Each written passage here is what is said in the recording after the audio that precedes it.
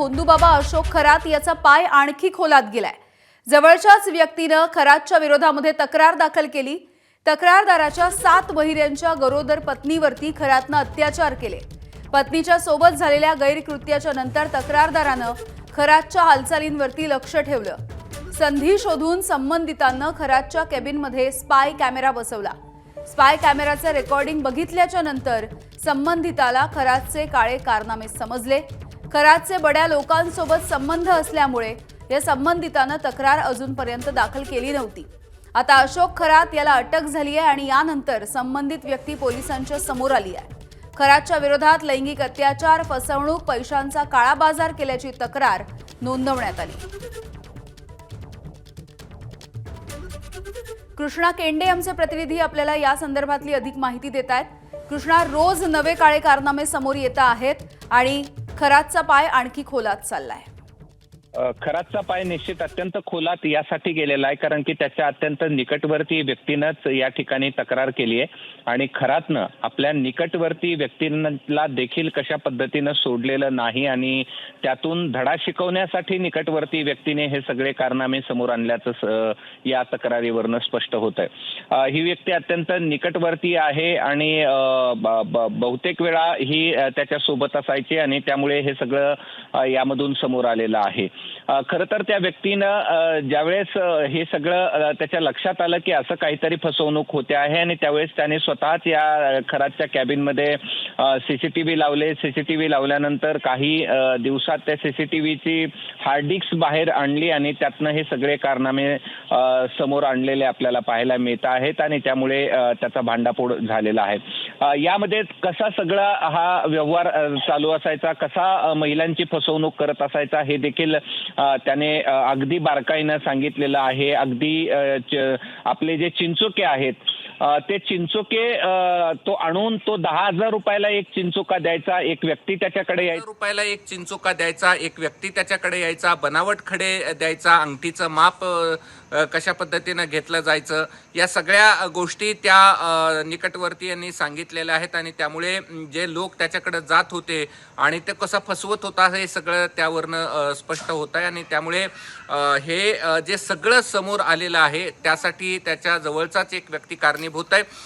काही दरम्यान त्या व्यक्तीने असं काही केल्याचं त्याच्या लक्षात आलेलं होतं, मात्र त्यावेळेस त्यांनी त्याला धमकी दिली, त्याच्या विरोधात गुन्हा देखील दाखल केला असं देखील या निकटवर्तीयांनी आपल्या तक्रारीमध्ये या ठिकाणी सांगितलंय आणि तुला, तुझ्या पत्नीला, तुझ्या बाळाला, तुझ्या घरच्यांना संपून टाकील अशा प्रकारची धमकी देखील खरातनं त्याला दिलेली होती आणि त्यामुळे तो तक्रार करू शकलेला नव्हता असं त्यांनी सांगितलंय। कारण की त्याला देखील भीती होती की खरातचे संबंध हे अत्यंत उच्च व्यक्तीसोबत आहेत। अनेक उच्चपदस्थ लोक, अनेक बडे लोक त्याच्याकडे या सगळ्यासाठी येतात असं त्याचं म्हणणं होतं आणि त्यामुळे तो घाबरलेला होता। मात्र आता समोर येऊन त्यानं तक्रार दिलेली आहे आणि अन्यायाला वाचा फोडणारा अत्यंत जवळचा निकटवर्ती त्याचा निघाला आणि त्यामुळे त्याने सगळ्या गोष्टी बारकाईनं सांगितलेल्या आहेत आणि त्यामुळे खरातचा पाय या सगळ्या प्रकरणात आणखीनच खोलात गेला असं आपल्याला म्हणता येणार आहे।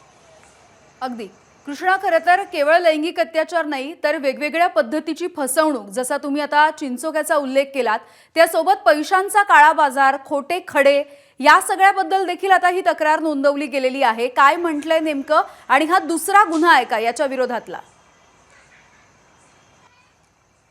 आणखीन एक सांगायचं झालं यामध्ये तर आणखीन एक बाब या व्यक्तीनं त्याच्या तक्रारीमध्ये लिहिलेली आहे। ती बाब अशी आहे की बनावट साप या ठिकाणी तो आणायला सांगायचा, त्याचबरोबर बनावट खडे ज्याचा की खरंच काही संबंध नव्हता तो व्यक्ती जो आणून द्यायचा तो कधी त्याच्याकडे तर कधी खरातकडे द्यायचा, त्याचे पैसे घेणं असेल किंवा इतर सगळ्या गोष्टी असतील तो करत होता असं त्याचं म्हणणं आहे। आणि ज्यावेळेस स्वतःच्याच फसवणूक या ठिकाणी झाली, स्वतःलाच या सगळ्याचा बळी व्हावं लागलं अशा पद्धतीचं ज्यावेळेस त्याच्या समोर आलं आणि त्यानंतर ही सगळी फसवणूक झाल्याचं समोर आलेलं आहे। आणि जसं मी सांगितलं की एक चिंचोका ज्याची किंमत 10,000 रुपयापर्यंत तो विकायचा असं देखील त्यांनी तक्रारीमध्ये म्हटलेलं आहे। त्यामुळे अत्यंत घृणास्पद कृत्य करणारा हा खरात लोकांची आर्थिक लुबाडणूक कशी करत होता हे त्याच्या अत्यंत निकटवर्तीयांना समोर आणलेलं आहे असं आपल्याला म्हणता येईल। यामिनी अगदी कृष्णा, धन्यवाद सविस्तर माहितीसाठी.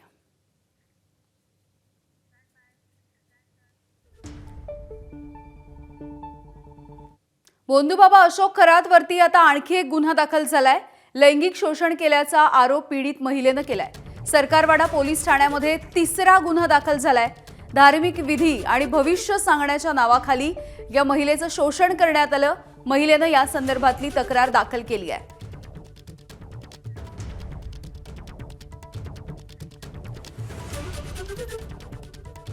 शुभम बोडके आमचे प्रतिनिधी या संदर्भातली माहिती देत आहेत. शुभम, तिसरा गुन्हा दाखल झालेला आहे. एक एक करून हळूहळू या ज्या महिला आहेत ज्यांच्या सोबत अशी काही गैरकृत्य घडलेली आहेत त्या सध्या समोर येत आहेत. काय नेमकी आहे ही तिसरी तक्रार, काय म्हटलंय या महिलेनं?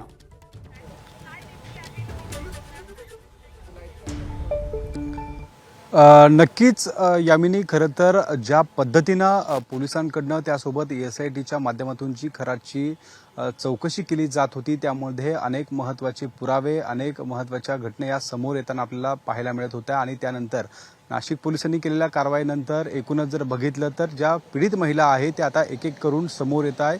आज दिवसभरातला खरं तर हा दुसरा गुन्हा आहे नाशिकच्या सरकारवाडा पोलीस ठाण्यामध्ये. खरातवर हा दुसरा आजचा दिवसभरातला गुन्हा दाखल झालेला आहे. एकूण जर बघितलं तर महिलांचे लैंगिक शोषण प्रकरणी खरातवर आतापर्यंत 3 गुन्हे जे आहेत ते दाखल झालेले आहे.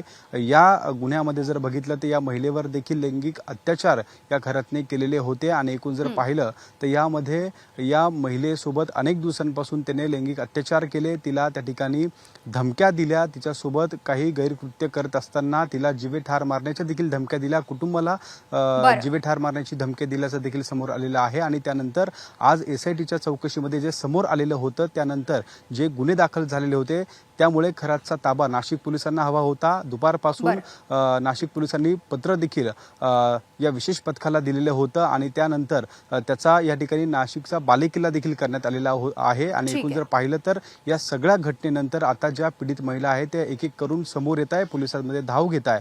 आणि एकूणच खरं तर आपण बघतोय खरातचा जो पाय आहे तो खरं तर खोलात जाताना आपल्याला त्या ठिकाणी दिसून येतोय. त्यामुळे एकूण या किती महिला आहेत आणि समोर येणाऱ्या या महिलांसोबत नेमकं काय काय घडलेलं आहे हे देखील आता काही तपासादरम्यान समोर येणार आहे. अगदी शुभम, त्यामुळे आधी लैंगिक अत्याचार करायचे, वेगवेगळ्या पद्धतीने फसवणूक करायची आणि नंतर जीवे ठार मारण्याची धमकी द्यायची, हेच खरं तर आतापर्यंतच्या या 3 गुन्ह्यांमधून समोर येत आहे. तुर्तास धन्यवाद माहितीसाठी. ABP माझा, उघडा डोळे बघा नीट.